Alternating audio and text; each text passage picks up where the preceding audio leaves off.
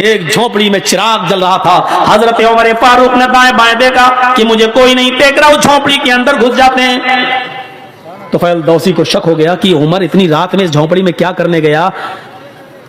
इंसान की फितरत है, रात के अंधेरे में आप भी अगर दाएं बाएं देखें कोई ना आपको देख रहा हो, चुपके से आप किसी घर में घुस जाएं, वो भी रात के अंधेरे में, तो मेरे दिल में तो तरह तरह के ख्यालात उठेंगे ही कि आप क्यों गए, इतनी रात में क्यों जा रहे हैं। तो फैल दौसी कहते हैं कि मैं उमर के निकलने का इंतजार करने लगा कि इतनी रात में उमर इस घर में क्या करता है और रोजाना आता है क्या करता है। काफी देर के बाद उस झोपड़ी से जब हजरत उमर निकले और सीधे चले गए, तो फैल दौसी ने कहा जा रहे हैं जाने दो, मैं झोपड़ी में जाके देखूं कि इसमें क्या है। हजरत तुफैल जब उस झोपड़ी में घुसते हैं तो क्या देखते हैं कि एक कोने में चिराग जल रहा है।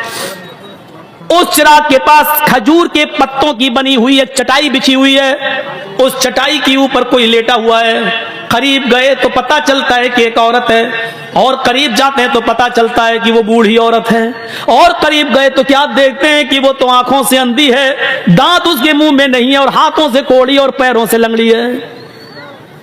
हजरत तुफैल उसके पास बैठ जाते हैं और कहते हैं मां। उसने कहा जी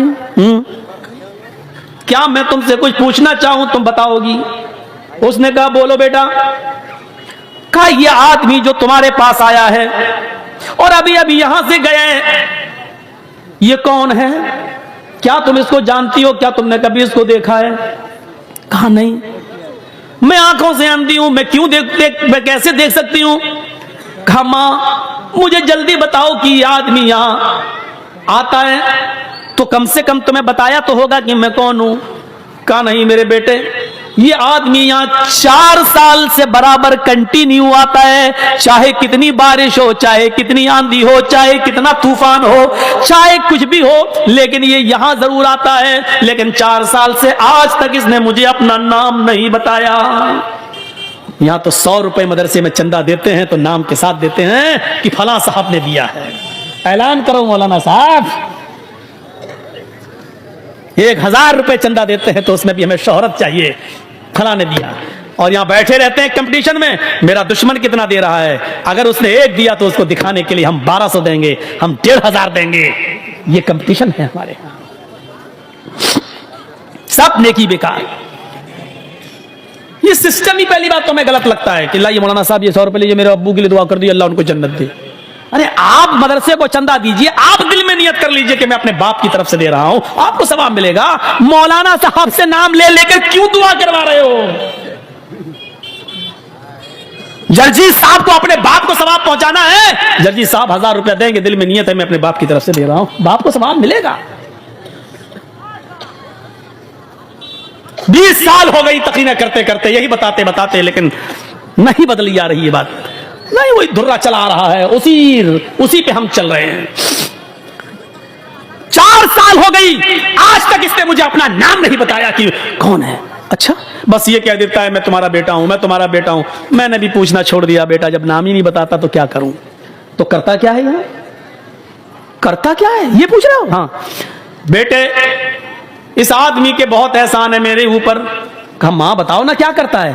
कहा मैं हाथों से कोड़ी हूं, पैरों से लंगड़ी हूं, आंखों से अंधी हूं, मुंह में मेरे दांत नहीं है, मैं चल फिर नहीं पाती हूं, इसी चटाई से एक पलटी खाती हूं, करवट बदल कर मैं नीचे आ जाती हूं और इसी जगह पर मैं लेटे लेटे लेटरीन कर लेती हूं, यही लेटे लेटे मैं लेटरीन कर लेती हूं और फिर पलट कर मैं इसी जगह चटाई पर आ जाती हूं। ये जो आदमी, जो लड़का है, ये जो आता है यहां, ये सबसे पहले चिराग जलाने के बाद सबसे पहले मेरी लेटरीन साफ करता है, मेरे घर को धोता है, जहां जहां मेरा पेशाब व पायखाना पड़ा होता है सबसे पहले ये उसको साफ करता है। अमीरुल मोमिनीन, 22 लाख मुरब्बा मील पर हुकूमत करने वाली शख्सियत, मोदी जी सिर्फ हिंदुस्तान के हैं। हजरत उमर ने इतनी बड़ी हुकूमत, इतने बड़े रकबे पर हुकूमत की थी। उस वक्त इराक, ईरान, मिस्र, शाम, फिलिस्तीन, आजरबाईजान, उर्दून, चाइना, मराकश, सीरिया, ये सारे मुल्क उसमें शामिल थे और इन तमाम मुल्कों का अकेला एक हाकिम था जिसका नाम था उमर, इतनी बड़ी खिलाफत का मालिक, और सूरत हाल एक नाबीना, पैरों से लगड़ी, हाथों से कोड़ी, दांतों से बिल्कुल खाली और आंखों से अंधी एक बूढ़ी औरत के घर से उसकी लेटरीन और पेशाब और पायखाना साफ करता है। उसके बाद मेरे कपड़े चेंज करता है, मुंह हाथ धुलने की जरूरत होती है मुझे मुंह हाथ धुला देता है, नहलाने की जरूरत होती है तो मुझे गुस्ल देता है, कपड़े चेंज कराता है। फिर मेरे जिस्म से उतरे हुए पुराने या गंदे कपड़े यही कुएं के पास बैठकर उसको वो धोता है और सूखने के लिए डाल देता है।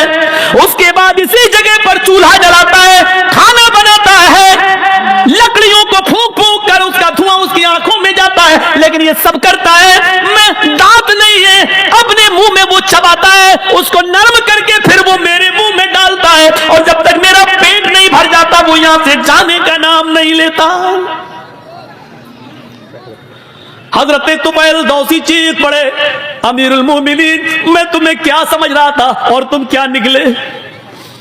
अमीरुल मोमिनीन मैं तुमसे नेकियों में कभी आगे नहीं निकल पाऊंगा।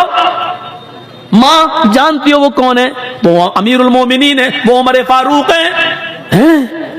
सिटी गुम।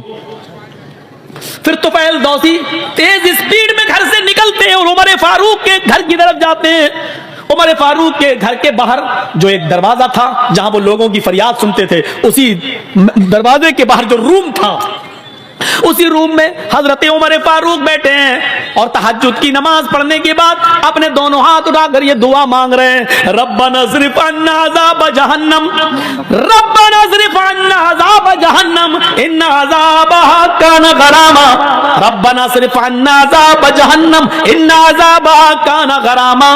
आय अल्लाह हमसे जहन्नम का अज़ाब हटा ले, हमें जहन्नम के अज़ाब से दूर कर दे। तेरा अज़ाब हम भुगत नहीं पाएंगे, तेरा अज़ाब हम सह नहीं पाएंगे, तेरा अज़ाब हम बर्दाश्त नहीं कर पाएंगे। फिर दुआ मांगते रब्बना ज़रिफ़ अन्ना अज़ाब जहन्नम इन्ना अज़ाबहा कान गरामा। पीछे से तुफैल दौसी टोकते हैं और कहते हैं रात में बूढ़ी औरत का पेशाब और पायखाना साफ करने वाला, रात में बूढ़ी औरत के कपड़े धुलने वाला, रात में बूढ़ी औरत के लिए खाना बनाकर खिलाने वाला, रात के अंदर बूढ़ी औरत की खिदमत करने वाला। अमीरुल मोमिनीन आए उमर, अगर तुम जहन्नम में चले गए तो फिर जन्नत में कौन जाएगा? रात की तारीकी में 4 साल से ये खिदमत करने वाला शख्स अगर जहन्नम में चला गया तो फिर जन्नत में कौन जाएगा?